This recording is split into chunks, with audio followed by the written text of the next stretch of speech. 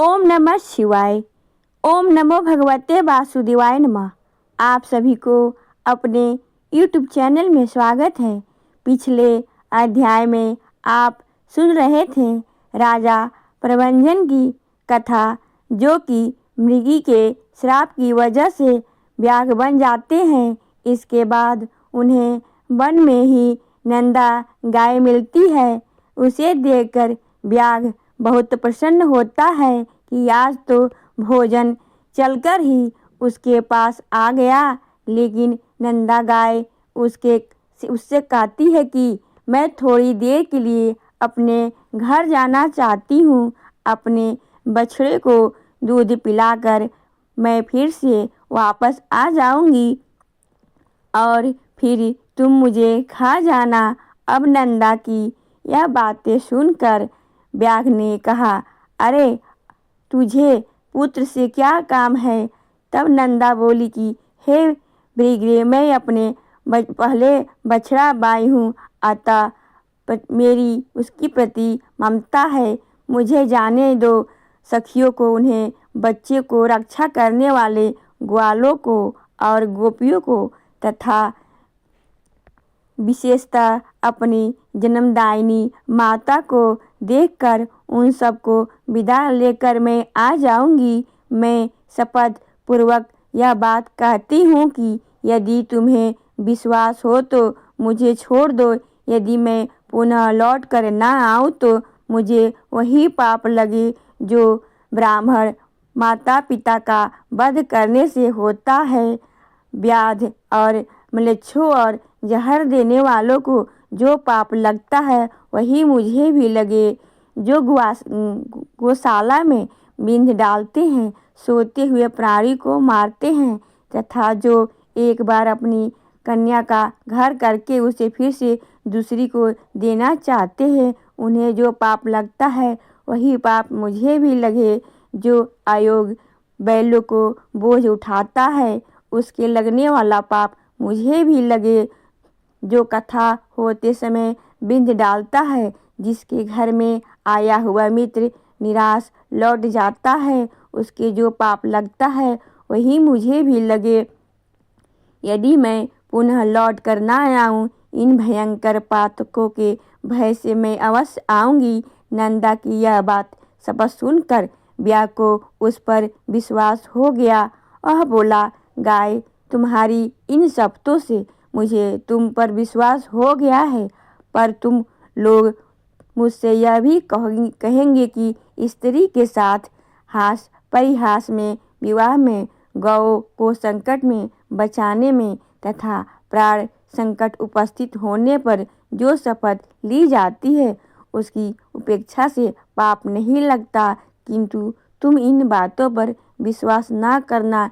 इस संसार में जितने भी ऐसे नास्तिक हैं जो मूर्ख होते हुए भी अपने को पंडित ही समझते हैं, वे तुम्हारी बुद्धि को क्षण भर में भ्रम में डाल देंगे।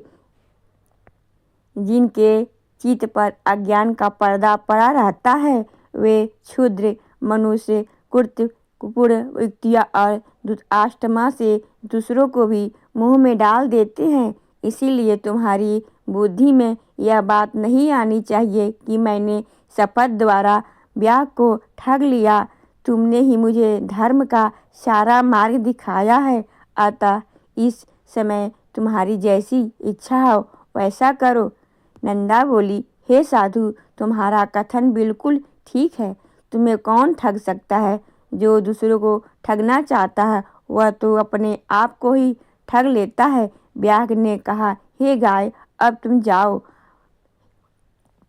हे पूर्ववत्सले, अपने पुत्र को देखो, दूध पिलाओ, उसका मस्तक चाटो तथा माता, भाई, सखी, स्वजनों एवं बंधु बांधवों का दर्शन करके सत्य को आगे रखकर शीघ्र यहाँ आ जाओ। पुलस जी कहती हैं कि यह पुत्र वत्सल धेनु बड़ी सत्यवादिनी थी। पूर्वोक्त प्रकार से शपथ करके जब वह ब्याह की आज्ञा ले चुकी, तब गोष्ठ की ओर आगे बढ़ी। उसके मुख पर आंसू की धारा बह रही थी। वह अत्यंत दीन भाव से काँप रही थी। उसके हृदय में बड़ा दुख था। वह शोक से समुद्र में डूबकर बार बार डराती हुई नदी किनारे गोश्त का पहुँचकर उसने सुना बछड़ा पुकार रहा है। आवाज़ कान में पड़ते ही उसकी ओर दौड़ी और निकट पहुंचकर नेत्रों से आंसू बहाने लगी। माता को निकट पाकर बछड़े ने शंकित होकर पूछा, माँ, आज क्या हो गया है? मैं तुम्हें प्रसन्न नहीं देखता, तुम्हारे हृदय में शांति नहीं है, तुम्हारी दृष्टि में भी व्याकुलता है और आज तुम अत्यंत भी डरी हुई भी दिखाई पड़ती हो। नंदा बोली, बेटा, स्तनपान करो, यह हम लोगों की अंतिम भेंट है। अब से तुम्हें माता का दर्शन दुर्लभ हो जाएगा। आज एक दिन मेरा दूध पीकर कल सवेरे से तुम किसका दूध पियोगे? हे बस, मुझे अभी लौट कर जाना है। मैं शपथ करके आई हूँ, भूख से पीड़ित बाघ को मुझे अपना जीवन अर्पण करना है। तब बछड़ा बोला, माँ, तुम यहाँ जाना चाहती हो, मैं भी वहाँ चलूँगा। तुम्हारे साथ मेरा भी मर जाना ही अच्छा है। तुम न रहोगी तो मैं अकेले भी वैसे भी मर जाऊँगा, फिर साथ ही क्यों न मरूँ। यदि बाघ तुम्हारे साथ मुझे भी मार डालेगा तो निश्चय ही मुझको वह उत्तम गति मिलेगी जो मातृ भक्त पुत्रों को मिला करती है। अतः मैं तुम्हारे साथ अवश्य चलूँगा। माता से बिछड़े हुए बालक के जीवन का क्या प्रयोजन है? केवल दूध पीकर रहने वाले बच्चों के लिए माता के समान दूसरा कोई बंधु ही नहीं है। माता के समान रक्षक, माता के समान आश्रय, माता के समान स्नेह, माता के समान सुख तथा माता के समान देवता इंद्रलोक और परलोक में भी नहीं है। यहाँ ब्रह्मा जी का स्थापित किया हुआ परम धर्म है। जो पुत्र इसका पालन करते हैं उन्हें उत्तम गति प्राप्त होती है। नंदा ने कहा, बेटा, मेरी ही मृत्यु नियत है, तुम यहाँ पर न जाना। दूसरों की मृत्यु के साथ अन्य जीवों की मृत्यु नहीं होती। जिसकी मृत्यु नियत है उसी की होती है। तुम्हारे लिए माता के उत्तम का एवं अंतिम संदेश है। मेरे वचनों का पालन करते हुए तुम यहीं पर रहो।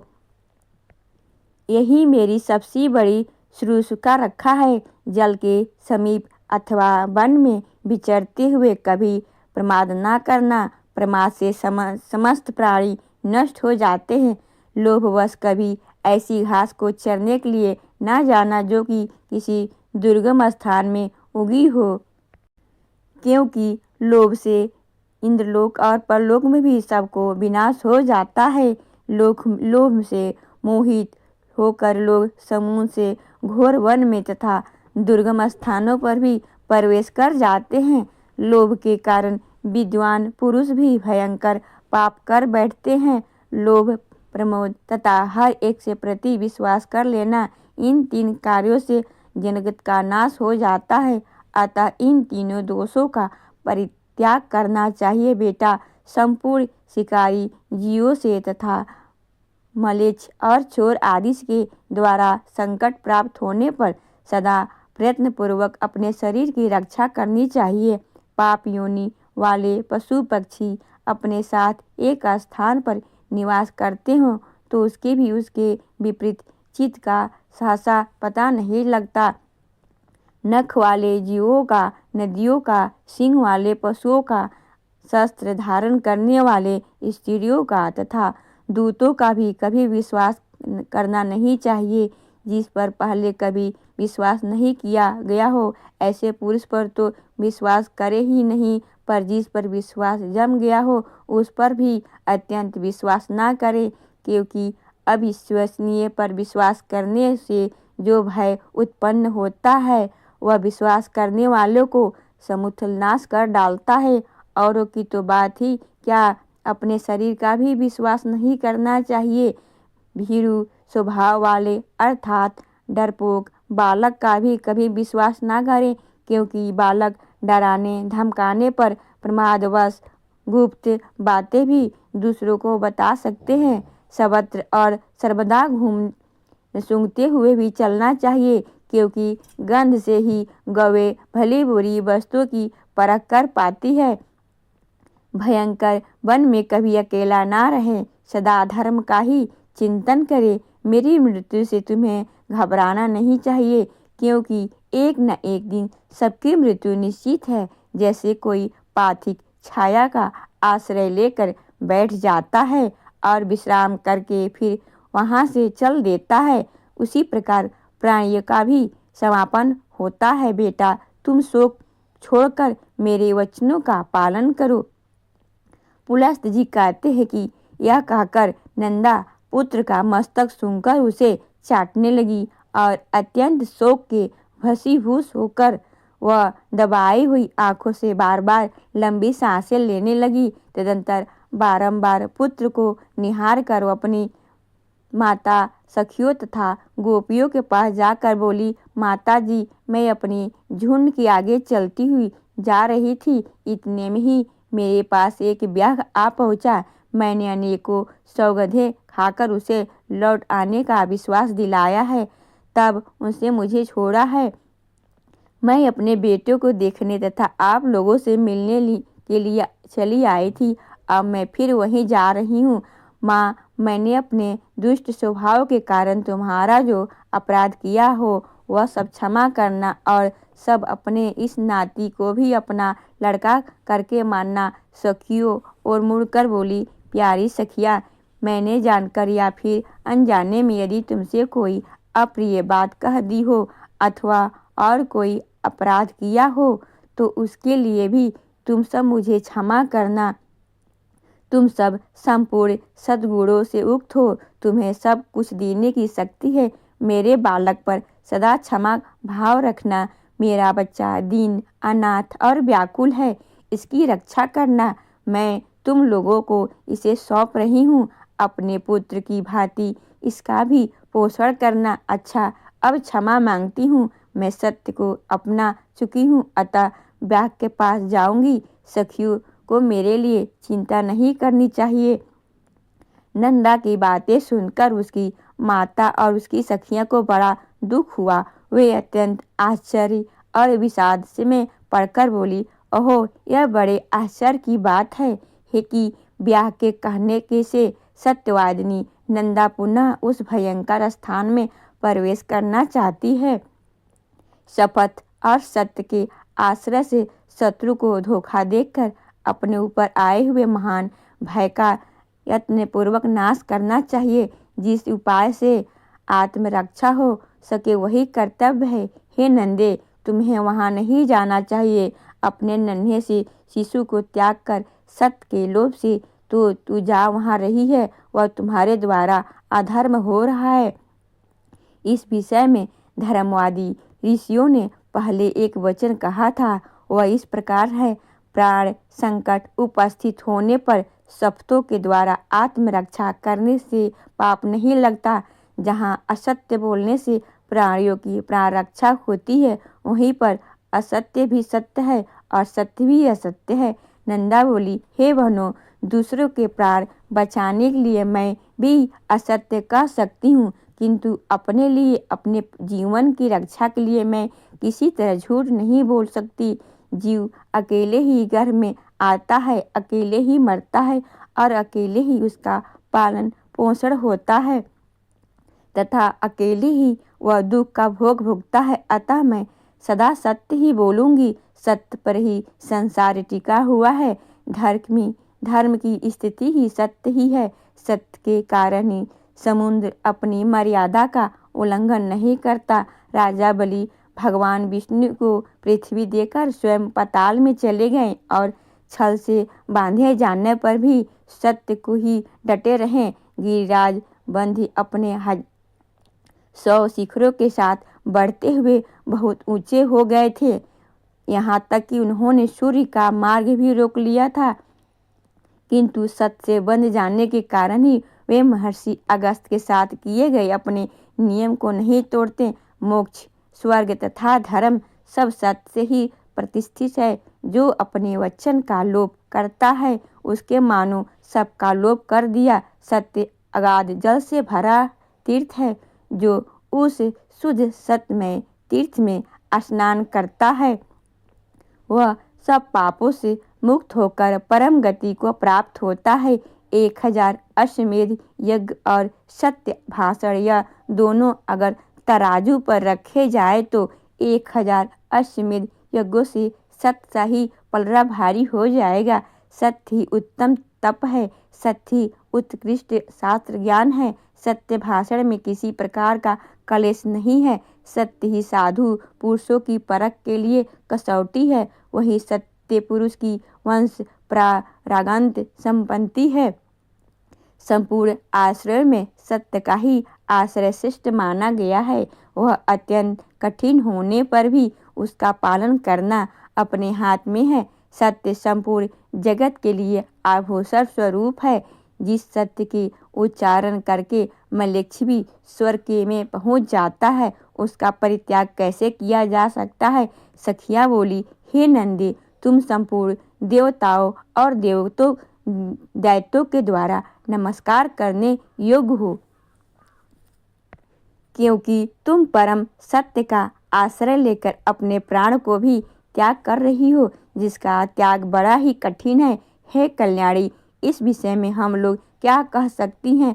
तुम तो धर्म का बीड़ा उठा रही हो। इस जगत के प्रभाव से त्रिभुवन में भी कोई भी वस्तु दुर्लभ नहीं है। इस महान त्याग से हम लोग भी यही समझते हैं कि तुम्हारा अपने पुत्र के साथ वियोग नहीं होगा। जिस नारी का चित्त कल्याण मार्ग में लगा हुआ है, उस पर कभी आपत्तियां नहीं आ सकती। पुलस जी कहते हैं कि तदंतर गोपियों से मिलकर तथा समस्त गो समुदायों की परिक्रमा करके वहाँ के देवताओं और वृक्षों से विदा लेकर नंदा वहाँ से चल पड़ी।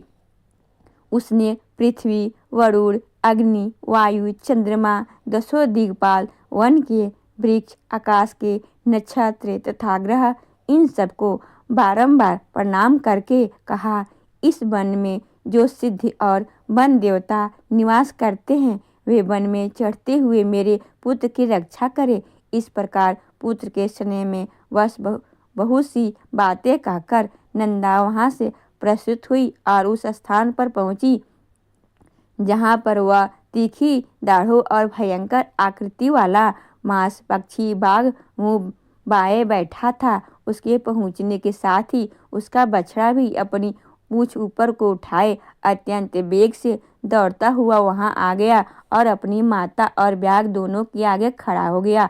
पुत्र को आया देखकर तथा सामने बछड़े हुए मृत्यु गुरु बाघ पर दृष्टि डालकर उस गौ ने कहा, हे मृगराज, मैं सत्य धर्म का पालन करती हुई तुम्हारे पास आ गई हूँ। अब मेरे मानस से तुम इच्छा अनुसार अपनी तृप्ति करो। व्याघ बोला, गाय, तुम बड़ी सत्यवादिनी निकली। कल्याणी, तुम्हारा स्वागत है। सत्य का आश्रय लेने वाले प्राणियों का कोई कभी अमंगल नहीं होता। तुमने लौटने के लिए जो पहले सत्यपूर्वक शपथ ली थी, उसे सुनकर मुझे बड़ा कौतूहल हुआ था कि यह जानकर कि फिर कैसे लौटेगी। तुम्हारे सत्य की परीक्षा के लिए मैंने तुम्हें भेज दिया था, अन्यथा मेरे पास आकर तुम जीती जागती कैसे लौट सकती थी। मेरा वह कौतूहल पूरा हुआ और मैं तुम्हारे भीतर सत्य खोज रहा था, वह मुझे मिल गया। इस सत्य के प्रभाव से मैंने तुम्हें छोड़ दिया। आज से तुम मेरी बहन हुई और यह तुम्हारा पुत्र मेरा भांजा हो गया। हे सुबह, तुमने अपने आचरण से मुझे महान पापी को यह उपदेश दिया है कि सत्य पर ही संपूर्ण लोग प्रतिष्ठित है। सत्य की में ही आधार पर धर्म टिका हुआ है। हे कल्याणी, तृणी और लताओं सहित भूमि के प्रवेश धन्य है। जहाँ तुम निवास करती हो, तुम्हारा दूध पीते हैं वे धन्य हैं, कृतार्थ हैं। उन्होंने ही पुण्य किया है और उन्होंने ही जन्म का फल पाया है। देवताओं ने मेरे सामने यह आदर्श रखा है। गौ की ऐसा सत्य है, यह देखकर मुझे अब अपने जीवन से ही अरुचि हो गई है। अब मैं कर्म करूँगा जिसके द्वारा पाप से छुटकारा पा सकूं। अब तक मैंने हजारों जीवों को मारा और खाया है। अब महान पापी दुराचारी निर्दयी और हत्यारा हूँ। पता नहीं ऐसा दारुण कर्म करके मुझे किन लोकों में जाना पड़ेगा। हे बहन, इस समय मुझे अपने पापों से शुद्ध होने के लिए जैसी तपस्या करनी चाहिए उसे संक्षेप में बताओ, क्योंकि अब विस्तार पूर्वक सुनने का समय नहीं है। गाय बोली, भाई, बाघ विद्वान पुरुष सतयुग में तप की प्रशंसा करते हैं और त्रेता में ज्ञान तथा उसके सहायक कर्म की, द्वापर में यज्ञों को ही उत्तम बतलाते हैं, किंतु कलयुग में एकमात्र दान ही श्रेष्ठ माना गया है। संपूर्ण दानों में एक ही दान सर्वोत्तम है, वह है संपूर्ण भूतों का अभय दान। इससे बढ़कर दूसरा कोई दान नहीं है। जो समस्त चराचर प्राणियों को अभय दान करता है वह सब प्रकार के भय से मुक्त होकर परम ब्रह्मा को प्राप्त होता है। अहिंसा के समान न कोई दान है न कोई तपस्या। जैसे हाथी के पद चिन्ह में अन्य सभी प्राणियों के पद चिन्ह समा जाते हैं, उसी प्रकार अहिंसा के द्वारा सभी धर्म प्राप्त हो जाते हैं। योग एक ऐसा वृक्ष है जिसकी छाया 3 तापों का विनाश करने वाले है, धर्म है, और ज्ञान उस वृक्ष के फूल हैं। स्वर्ग तथा मोक्ष उसके फल है। आध्यात्मिक, आदिविक और आदि भौतिक इन तीनों प्रकार के दुखों से संपन्न है। जो इस युग में वृक्ष की छाया का आश्रय लेते हैं, वहां जाने से उन्हें उत्तम शांति की प्राप्ति होती है, जिसे फिर कभी दुखों के द्वारा वे बाधित नहीं होते। यही परम कल्याण का साधन है जिसे मैंने संक्षेप में बताया है। तुम्हें यही सभी बातें ज्ञात है, केवल मुझसे पूछ रहे हो। व्याघ्र ने कहा, पूर्व काल में मैं एक राजा था, किंतु एक मृग के श्राप से मुझे बाघ का शरीर धारण करना पड़ा। तब से निरंतर पापियों का वध करते रहने के कारण मुझे सारी बातें भूल गई थी। इस समय तुम्हारे संपर्क और उपदेश से फिर उनका स्मरण हो गया आया है। तुम भी अपने इस सत्य के प्रभाव से उत्तम गति को प्राप्त होगी। अब मैं तुमसे एक प्रश्न और पूछता हूँ। मेरे सौभाग्य से तुमने आकर मुझे धर्म का स्वरूप बतलाया, जो सत्य पुरुषों के मार्ग में प्रतिष्ठित है। कल्याणी, तुम्हारा नाम क्या है? नंदा बोली, मेरे युद्ध के स्वामी का नाम नंदा है, उन्होंने ही मेरा नाम नंदा रख दिया है। पुलह जी कहते हैं कि नंदा का नाम कान में पड़ते ही राजा प्रभंजन शाप से मुक्त हो गए। उन्होंने पुनः बल और रूप से सपन राजा का शरीर प्राप्त कर लिया। इसी प्रकार सत्य भाषण करने वाली यशस्विनी नंदा का दर्शन के लिए साक्षात धर्म वहां आए और इस प्रकार बोले, हे नंदे, मैं धर्म हूँ, तुम्हारे सत्यवाणी से आकृष्ट होकर यहाँ आया हूँ। तुम मुझसे कोई श्रेष्ठ वर मांग लो। धर्म के ऐसा कहने पर नंदा ने यह कह वर मांगा कि हे धर्मराज, आपकी कृपा से मैं पुत्र सहित उत्तम पद को प्राप्त हूँ तथा यह स्थान मुनियों को धर्म प्रदान करने वाला शुभ तीर्थ बन जाए। हे देवेश्वर, यह सरस्वती नदी आज से मेरे ही नाम से प्रसिद्ध हो, इसका नाम नंदा पड़ जाए। आपने वर देने को कहा, इसीलिए मैंने यही वर मांगा है। पुत्र सहित देवी नंदा तत्काल ही सत्यवादियों की उत्तम लोक में चली गई। राजा प्रभंजन ने भी अपने पूर्व पापी राज्य को भी पा लिया। नंदा सरस्वती के तट से स्वर्ग को गई थी तथा उसने धर्मराज से इस आश्रय का वरदान भी मांगा था, इसीलिए विद्वानों ने यहाँ सरस्वती का नाम नंदा रख दिया। जो मनुष्य वहाँ जाते समय सरस्वती के नाम का उच्चारण मात्र कर लेता है, वह जीवन भर सुख पाता है और मृत्यु के पश्चात देवता होता है।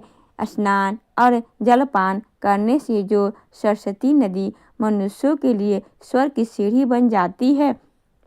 अष्टमी के दिन जो लोग एकाचित होकर सरस्वती नदी में स्नान करते हैं, वे मृत्यु के बाद स्वर्ग में पहुंचकर सुख भोगते हुए आनंदित होते हैं। सरस्वती नदी सदा ही स्त्रियों को सौभाग्य प्रदान करने वाली है।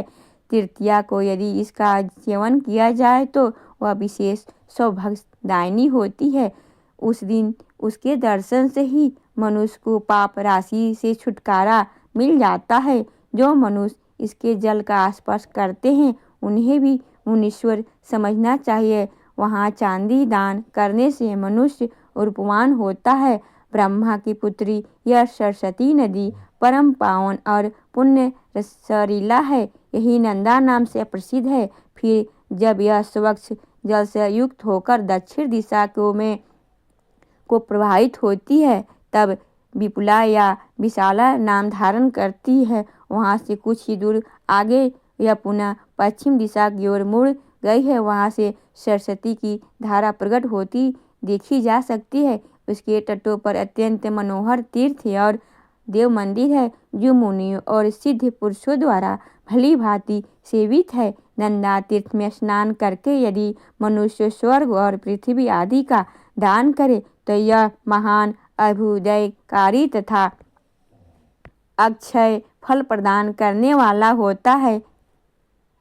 आज की कथा का यहीं पर समापन करती हूँ। इसकी आगे का वृतांत आप कल की कथा में सुनेंगे। उम्मीद करती हूँ कि आज की कथा आपको ज़रूर पसंद आई होगी। अगर आपको यह जानकारी अच्छी लगी हो तो वीडियो को लाइक करें, शेयर करें, सब्सक्राइब करें। ओम नमो भगवते वासुदेवाय नमः।